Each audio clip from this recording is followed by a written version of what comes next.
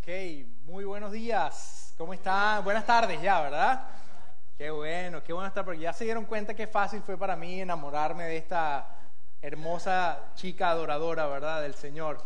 Bueno, para mí un gran honor, algunas caras pues familiares, gracias Pastor Lema y el resto del equipo, un gusto estar acá, compartir la palabra de Dios y ver cómo Dios pues nos anima, gracias por las palabras de ánimo y por este testimonio hermoso de lo que Dios está haciendo en cada uno de ustedes, en medio de ustedes y a través de ustedes.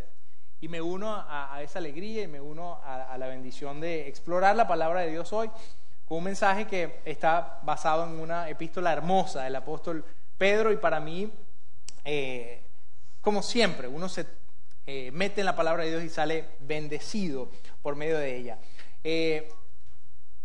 Hace algún tiempo, recuerdo, estando aquí en los Estados Unidos, por cierto, nosotros somos, quería decir esto, somos venezolanos. Hace 3 años, yes, qué bueno escuchar eso, ¿verdad? Hace 3 años y medio Dios nos trajo a Oklahoma, estamos allá a la orden, bienvenidos, solamente que no vayan todos a la misma vez y con mucho gusto estamos allá. Y bueno, este mensaje realmente me bendice a mí leer en contexto primera de Pedro en general, porque es una carta edifica a cualquiera, pero para nosotros los que estamos en otro país del país en el que nacimos, pues esto tiene mucho sentido y hay muchas cosas de las que tomar acá. Yo quiero comenzar hoy sencillamente comentando un poquito de contexto de hacia dónde vamos con este mensaje que el Señor ha puesto en mi corazón compartir. Lo primero es que debemos poner en perspectiva que el apóstol escribió esto unos 64 años después de Cristo. Quiere decir que ya habían pasado algunas cosas y un grupo de gente que estaba en Jerusalén por causa de la fe fueron movilizados de ahí, fueron sacados y algunos se reubicaron en lo que hoy es conocido como Turquía, y la carta va a un grupo de esas iglesias que están relocalizadas allá.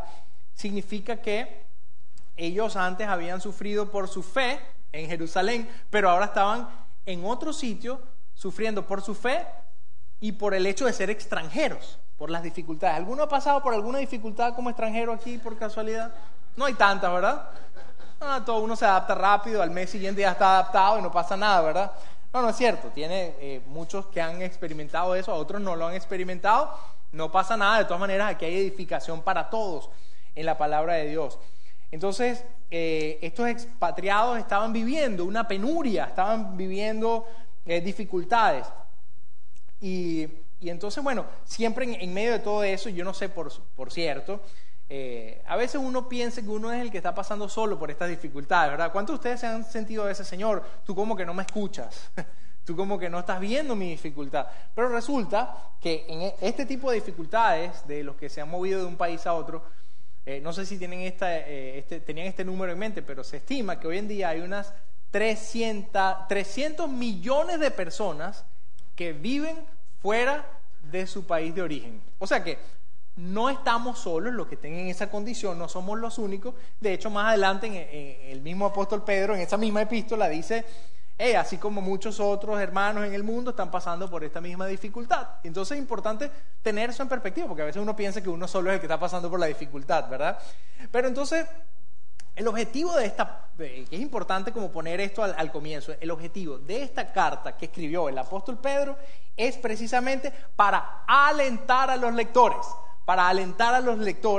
para que sepan que sí es posible vivir su fe en medio de persecuciones y dificultades como las que estaban viviendo estos hermanos allí, y que de alguna manera es importante mantener una conducta limpia, pero también hay un llamado a compartir la fe, a defender la fe. Ya leímos, pero vamos a enfatizar algunas cosas, y aquí vamos a, sobre todo, enfatizar la importancia de prepararse para poder presentar de la mejor manera el mensaje del Evangelio. Yo quiero decirles que he estado en un ministerio por años de equipamiento, alcance a profesionales, a empresarios, a personas que a veces son tan pobres que lo único que tienen es dinero, ¿sí? Y no tienen a Cristo. Entonces, ese ministerio me hace pensar mucho en el hecho de a quienes le está refiriendo esta epístola del apóstol Pedro, porque le está hablando a gente que está trabajando. Es decir, que aquellos que están, porque, a ver, pensando en lo que estamos acá, ¿cuántos de ustedes o trabajaron, si ya están jubilados, o trabajan al salir de aquí de la iglesia, van de lunes a viernes, a sábado, a veces hasta después de salir de la iglesia, les toca trabajar? Levanten la mano los que, o les toca estudiar, ¿verdad? Hay actividades afuera. Bueno, esta epístola, en cierta forma, está diciendo cómo trabajar. El apóstol Pedro les habló a un grupo de gente y les decía cómo trabajar de manera efectiva a pesar de que tus jefes te estén oprimiendo. Si yo, de hecho, le pudiese poner otro título a este mensaje de hoy, que sería algo así como cómo tratar y cómo predicarle a un jefe opresor aunque estés en otro país. Algo así pudiese ser un mensaje, o el título. O cómo tratar a la gente que te desprecia. Cómo tratar a la gente que te maltrata, que te está pagando menos de lo que debería de pagarte, o que está haciendo calumnia. ¿Alguien alguna vez ha hablado mal de ti? ¿Por casualidad? ¿Verdad? Creo que todos hemos estado ahí. ¿Y cuántas ganas le provoca a uno orar bendiciones sobre esas personas, verdad? Ok, aquí el apóstol Pedro está abordando esa realidad, esa incómoda realidad. Yo quiero contarles una historia de algo real. Nosotros en Venezuela estuvimos, mi esposa y yo, involucrados por muchos años en un ministerio pastoral y, bueno, nuestra casa siempre llena de gente, ¿verdad? Familias, parejas, a veces gente joven. Y había una chica que estaba pasando, llegó a la iglesia, estaba pasando por una situación difícil, separándose, estaba como madre soltera, y en eso migró a otro país. Y dice que al llegar a ese otro país, apenas alguien escuchó que era una venezolana recién llegando, no tenía trabajo, estaba en una situación económica muy difícil. La persona fue como muy amable, no, sí, yo tengo trabajo para ti. Estuvo trabajando como 2 o 3 semanas todos los días, y cuando tocaba el momento del pago, esta mujer se ha desaparecido y no la consiguió, y pues bueno, entonces le añadió a la dificultad otra dificultad, ¿verdad? De la experiencia, y ella decía, wow, sí, ahora estoy conociendo al Señor, estoy buscándolo, y me pasó lo que me pasó en Venezuela, ahora en este nuevo país, por todas las circunstancias por las que salió. Ahora está atravesando algo incómodo, un jefe que te maltrató, que no te pagó, qué incómodo. Y nos llamó, yo recuerdo que hablamos con ella, tranquila, Dios está contigo. Y es esa misma circunstancia así moderna, más o menos una circunstancia parecida a la que el apóstol Pedro estaba hablándole ahí a esta gente, ¿no? Entonces, qué difícil es vivir la fe en condiciones normales. Tiene un nivel de mayor complicación si estamos en un país o en una zona o en un sitio o una ciudad diferente a la que normalmente estábamos nosotros muy cómodos antes. Y quiero hacer un énfasis en esa dirección. Sin embargo, esto es, como decía, una epístola para todos. Cuando la gente que te debería estar ayudando te está más bien maltratando, tú puedes ir al Señor y hay provisión para ti, y eso es lo que vamos a estudiar hoy.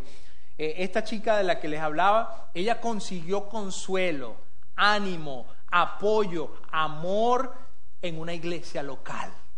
Dios sigue utilizando la iglesia local, y vamos a ver más adelante como el ente a través del cual Él hace llegar el aliento, la fuerza, la fortaleza para los creyentes, no importa dónde estemos en el mundo. Por eso el apóstol Pedro le escribe a la iglesia que estaban en estos 5 sitios en el área de hoy conocida como Turquía.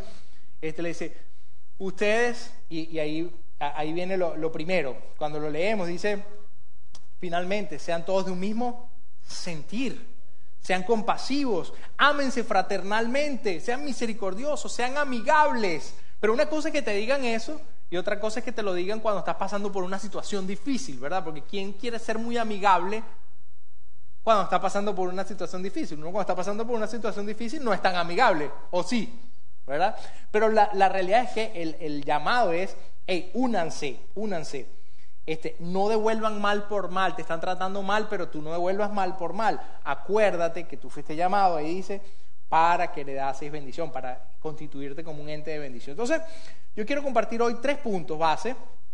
El mensaje, en primer lugar, la fundación o la base, el fundamento que bendice. En segundo lugar, el apoyo, el sistema de apoyo que nosotros tenemos, que nos da aliento, nos da certeza. Y por último, la vida y la defensa que termina haciéndonos ganadores en el Señor, que termina haciéndonos triunfadores, como habla el apóstol Pablo en otro momento. Entonces, el primer punto, la fundación, el fundamento, la base sobre la que nosotros nos construimos en medio de la dificultad es sencillamente el amor y la unidad. El amor y la unidad en el cuerpo de Cristo. Esto no es posible para la gente que no conoce del Señor, pero para los que sí conocemos del Señor, el llamado del apóstol Pedro, cuando lo leemos ahí, era: por favor, pónganse de acuerdo, únanse, sean de un solo corazón, un solo sentir, estén unidos allí. Hay gente que dice que hay ciertas nacionalidades. A ver, vamos a hacer un experimento aquí. No lo diga, pero piénselo nada más. Hay ciertas nacionalidades que cuando salen de su país y se consiguen, se unen, se apoyan, se bendicen, pero hay otros países, otras nacionalidades que cuando salen y se consiguen, más bien es como que se repelen, no colaboran, más bien tratan de... ¿Sí o no? ¿Están de acuerdo conmigo con eso? A mí me encantaría conseguirme con gente que apoye, ¿verdad? ¿Quién no? Pero no siempre es así perfecto como a uno le gustaría. A veces hay, por ejemplo, yo he escuchado mucho que los descendientes o sea, los chinos cuando se consiguen, o los judíos cuando se consiguen en otro país, siempre hay un sistema. Los adultos tratan de ayudar a los jóvenes nuevos que llegan a ese país para ayudarse, bueno, en fin, pueden ustedes quizás hasta conocer muchas más historias de esto, pero la pregunta es, ¿qué hacer cuando nosotros entonces nos conseguimos en otro sitio, fuera de la zona de confort, donde somos, no solamente, y yo quiero que se pongan en los pies de esta gente a la que el apóstol estaba hablando, y dice, gente que está fuera de su zona de confort, que están siendo atacados por su fe, y que están siendo subpagados, no le estaban pagando lo justo, estaban hablando mal de ellos, y además lo estaban poniendo a trabajar mucho. Por eso era una situación muy extenuante, muy incómoda para esta gente, para cómo sobrevivir en la fe. Y yo creo que eso no dista mucho de la vida moderna en la que nosotros nos encontramos hoy. ¿Por qué? Bueno, porque, digamos, post pandemia, lo que quieran ver, hay dificultades en la calle, hay dificultades laborales. Piensen que está hablándole también a hombres o mujeres de fe que están afuera lidiando con la gente del mundo. O sea, no es que están por allá guardado en la iglesia todo el día orando. No, es que cuando vas e interactúas, si eres médico con los médicos, si eres ingeniero en la empresa, si estás colaborando con alguna empresa en algún lado en particular, allí tú interactúas y la interacción no era muy buena. Entonces, recordemos que el fundamento, el amor y la unidad, en cierta forma, se conecta con la idea, o recreamos la idea de que todo esto arrancó en Génesis 12, 2 y 3, en el mandato en el que Dios le entregó a Abraham y a través del pueblo de Israel. Él quería que no importa dónde estuviesen, siempre fuesen una bendición, donde sea que esté, no importa las circunstancias, Dios siempre quiere que tú seas un ente de bendición. Que tú estés allí y las personas a tu alrededor, tú no te conviertas en un consumidor y una carga, sino en alguien que bendice y alguien que aporta valor a lo que está haciendo. En el pueblo de Israel, desde ese momento se lo han tomado en serio. Hoy en día aún se maneja un término, no sé si lo estoy pronunciando bien, pero es algo tikkun olam o tikkun olam, no estoy seguro de la pronunciación perfecta, pero es esa intención de sanar el mundo, esa intención de Israel de crear innovaciones. Y yo no sé si ustedes sabían eso, pero hoy en día Israel es el país que tiene más emprendimientos per cápita en el mundo. Ellos tienen un hub de emprendimiento allá y alrededor del mundo se comprometen a crear y producir cosas que aporten valor a la sociedad, crean cosas para sanar, para cuestiones que solucionan problemas de la humanidad. Están enfocados, son los que más han ganado premios Nobel, en muchos premios alrededor del mundo, sobre el tema de innovación aplicado a beneficiar al mundo, a sanar al mundo. Y desde Abraham hasta hoy lo tienen todavía presente. Ellos han predecidido constituirse como una nación que bendice porque fue un mandato de Dios. qué bueno que nosotros nos montemos en ese legado y nos veamos nosotros, como el apóstol Pedro está diciéndole, acuérdense, lo que les está recordando, acuérdense que ustedes fueron llamados para ser de bendición.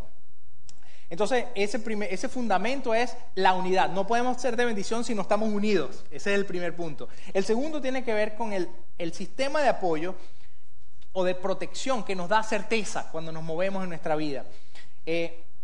¿Cuántas veces creen ustedes que los creyentes allá estaban queriendo vengarse de un jefe maluco, ¿verdad?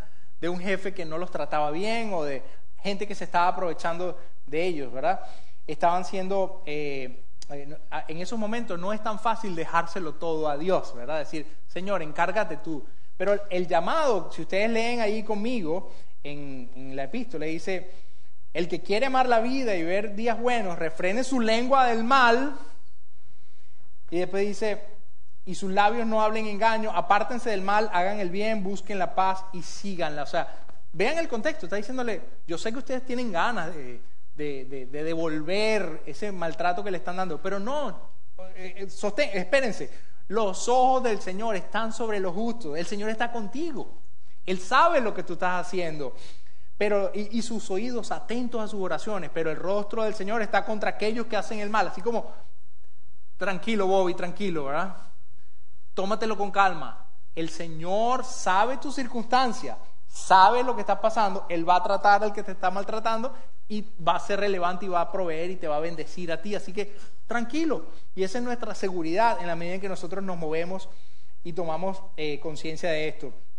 Dios es nuestra única protección certera en tiempos difíciles, es nuestra única garantía de que esta fórmula de bendición, tú no puedes ser de bendición donde tú estás si no estás tranquilo, que Dios es el que te llena y a través de ti se convierte en la clave para bendecir.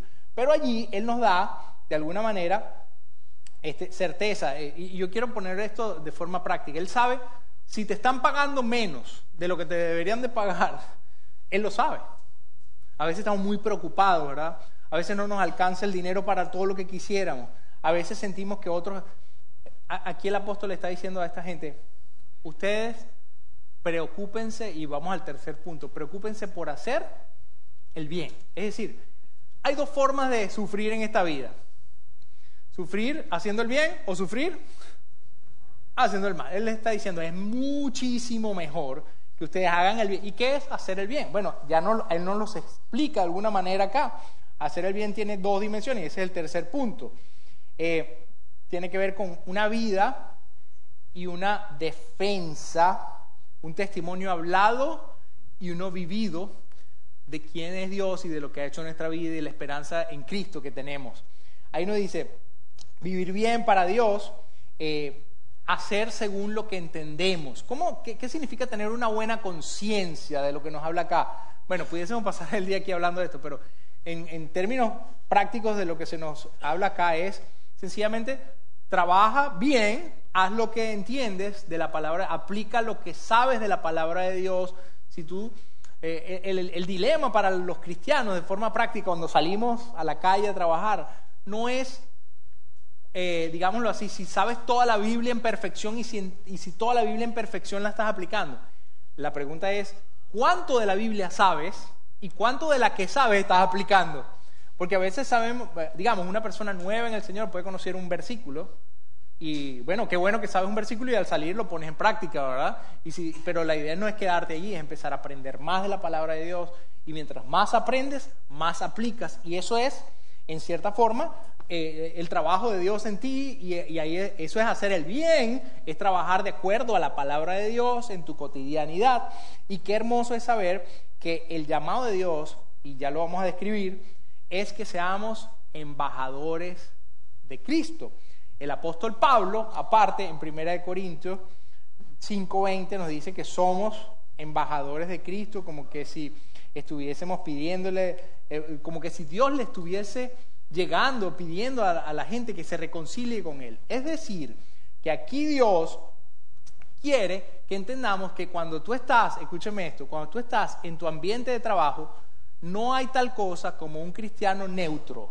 No hay tal cosa como un cristiano, mejor dicho, hay muchos cristianos que son agentes escondidos, agentes encubiertos, agentes que están y dicen, ¿saben qué? Yo con no decir nada y no meterme en estos chismes que hay, ya yo soy un buen creyente, ya yo estoy cumpliendo lo que Dios quiere. Yo no voy en contra de nadie, pero ni tampoco voy a favor del evangelio, ¿verdad? Pero resulta que aquí se nos hace un llamado muy peculiar que creo que es importantísimo que entendamos, porque ahí está la esencia de la expectativa que Dios tiene para con nosotros todos los días, no nada más el domingo en la iglesia cuando alabamos, sino también cuando salimos. No podemos ser neutros, o la cultura nos influencia o nosotros influenciamos la cultura con el evangelio y con nuestro testimonio.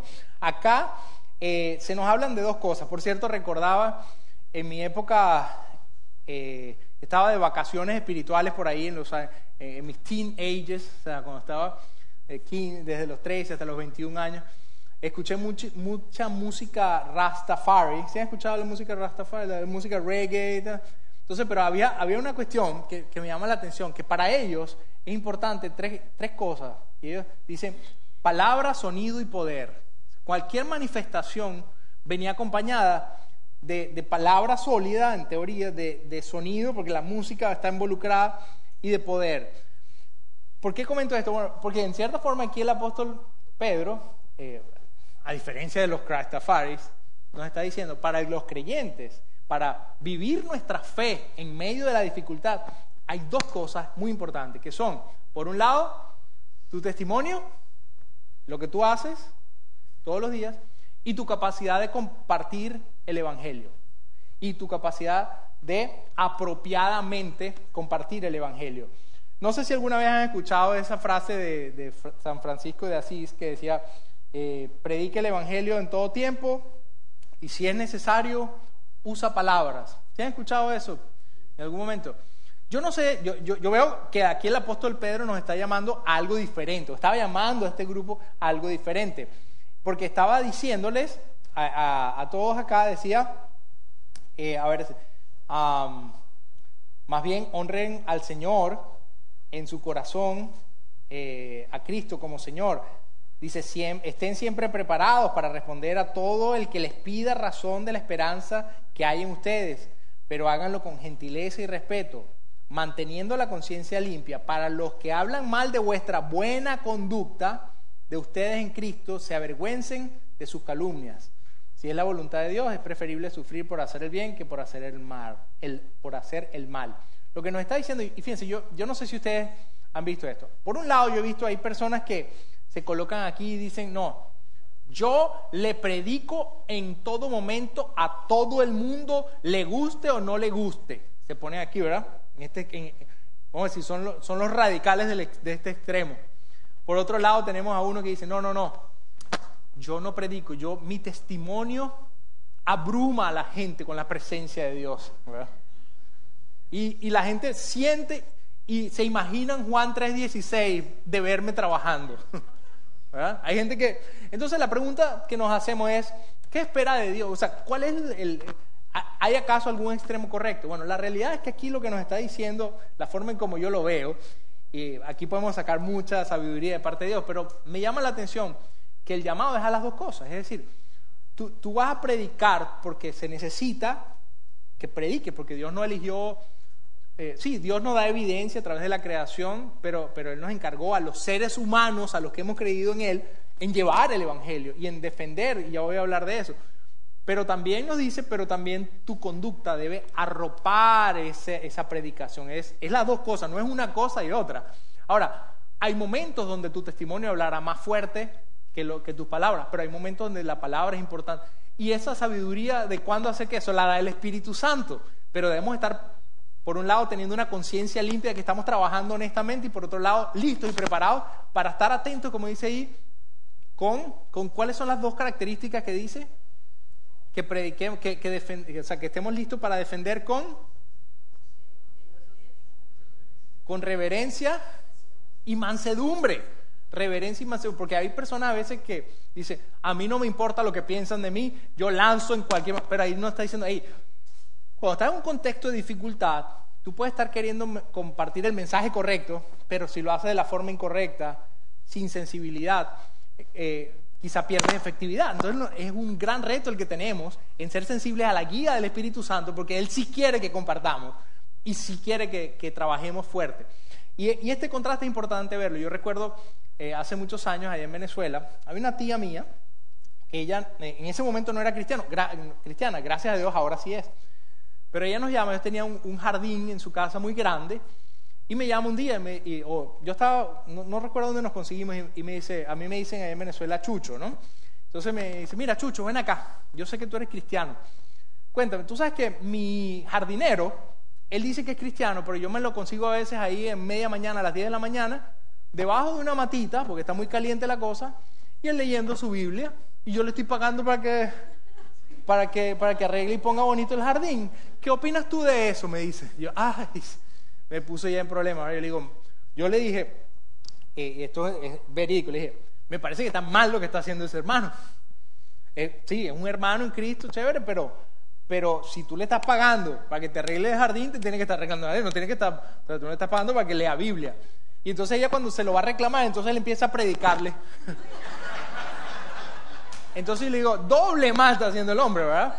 Porque a la final, cuando ese señor empieza a hablarle, ella está escuchando así como Snoopy, bla, bla, bla, bla, bla, bla, bla, bla, bla, bla. O sea, es como, no está entendiéndote porque no está siendo ni coherente, ni tu trabajo no está siendo de buen testimonio, estás hablando en el momento incorrecto porque te estás consumiendo el tiempo de pago predicando cuando está, o sea, yo le dije, mira, no me parece, creo que hay un momento y hay una forma, pero el testimonio de su trabajo también debería ser como su mejor arma, ¿verdad?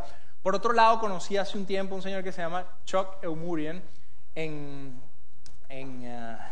no recuerdo, en Indianápolis, si mal no recuerdo. Un señor, una trayectoria hermosa, 60 años, trabajó en una empresa, llegó a tener un puesto alto gerencial, incluso el director de la empresa, y él decía que él todos los mediodías, en la hora del almuerzo, ese era su momento de evangelismo y discipulado. Pero en el momento del almuerzo, en el momento libre.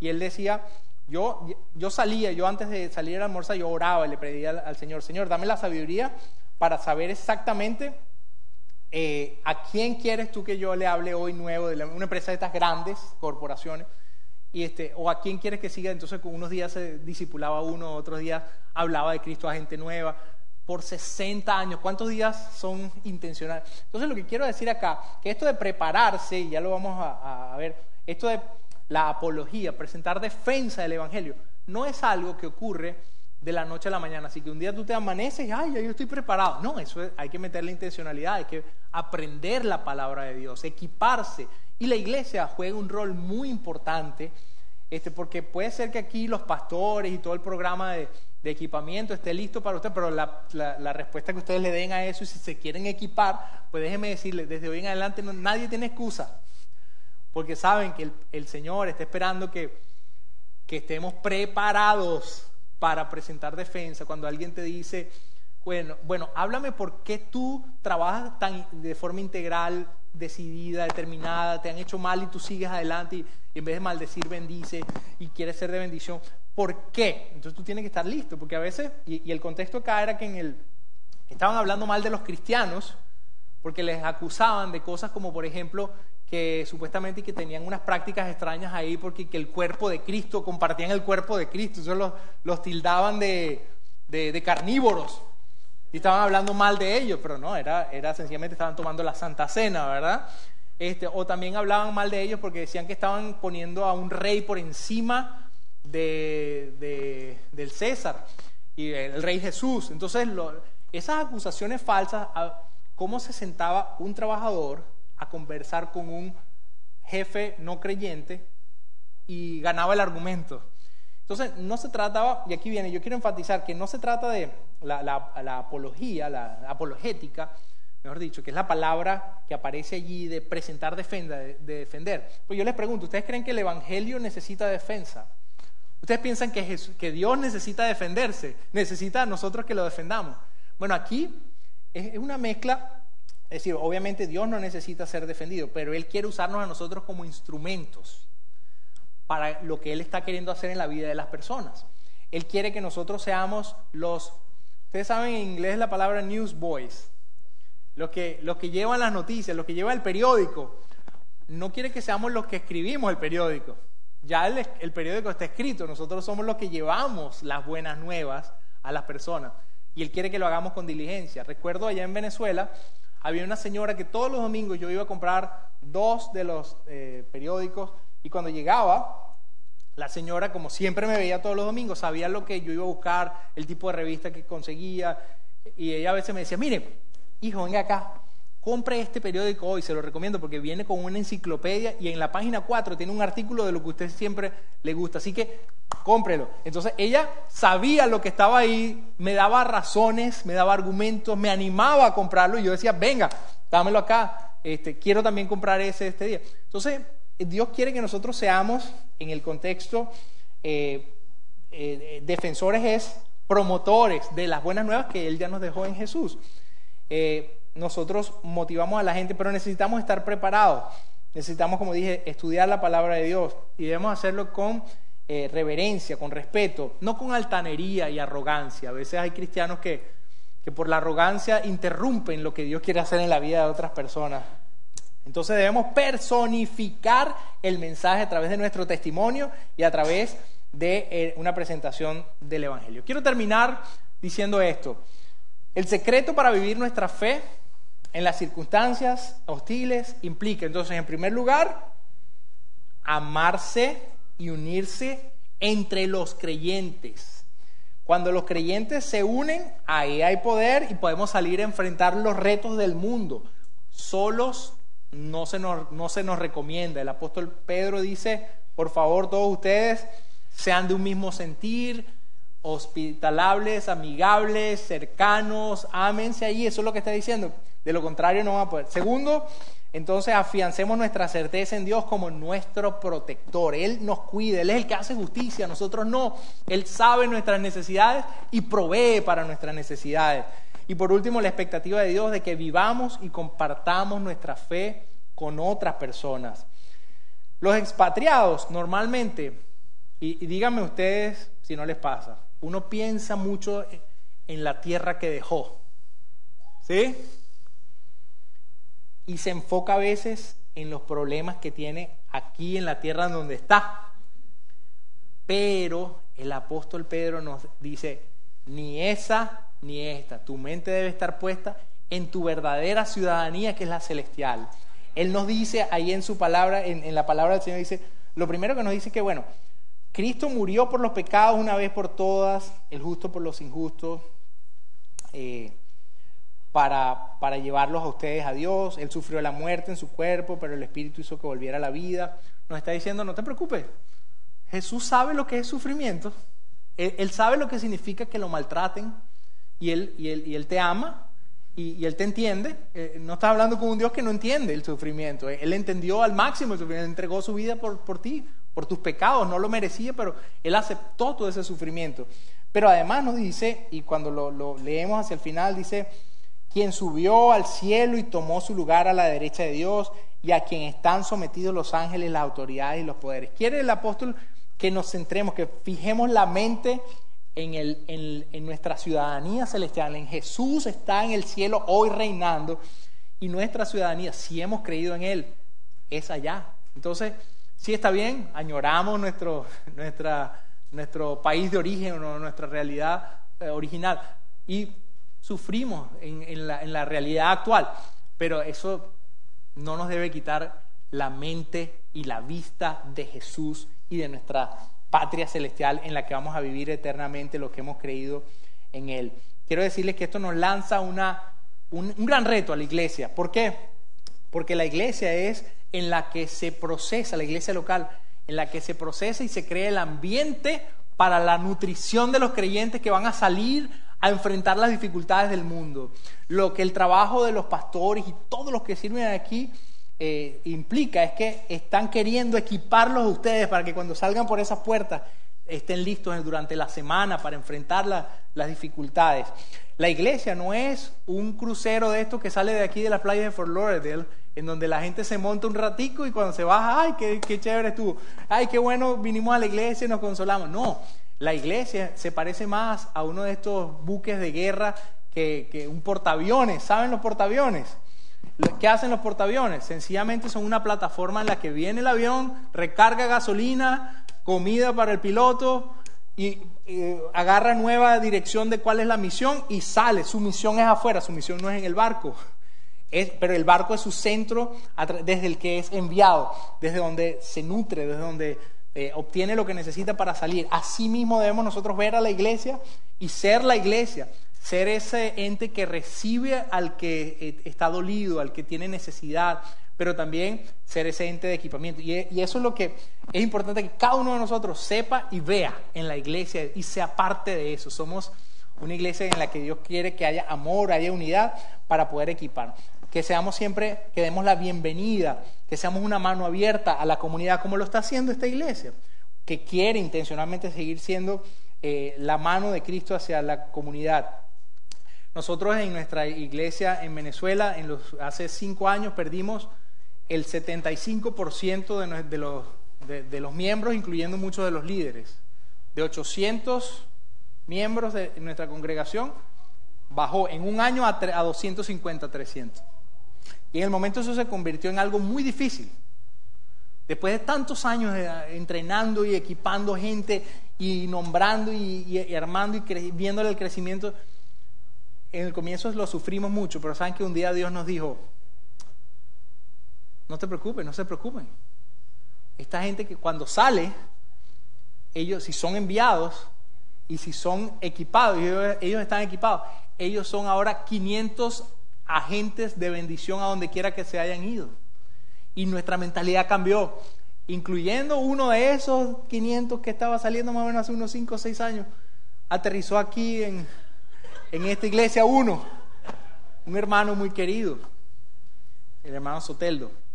Y a través de él hicimos esta conexión hermosa. Además que tenemos muchos otros amigos en común, algunos pastores acá en Estados Unidos, pero quiero decirle que qué bueno es cuando un creyente le cree a Dios que a pesar de las circunstancias difíciles podemos ser una entidad de bendición, podemos ser una persona de bendición. Y esa es mi oración hoy, que la unidad y el amor sea clave entre nosotros, pero que nos animemos para presentar defensa con mansedumbre y reverencia de la esperanza que está en nosotros.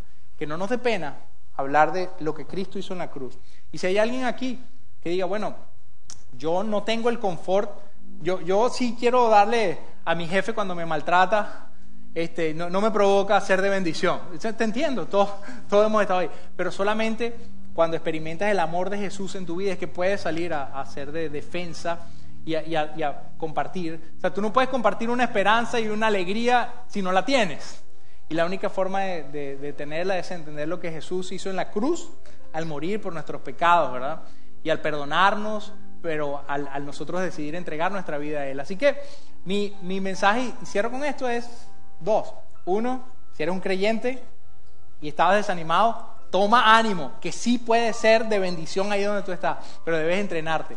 Y 2, si no tienes esa esperanza, bueno, hoy es un buen día para que tú le digas al Señor Jesús que venga a tu vida y que te haga la persona que Él quiere que sea, le pidas perdón por los pecados que Él tiene disponible para ti, y Él quiere que seas parte de lo que Él está haciendo y quiere usarte para que tú seas de bendición. ¿Tú sabías eso?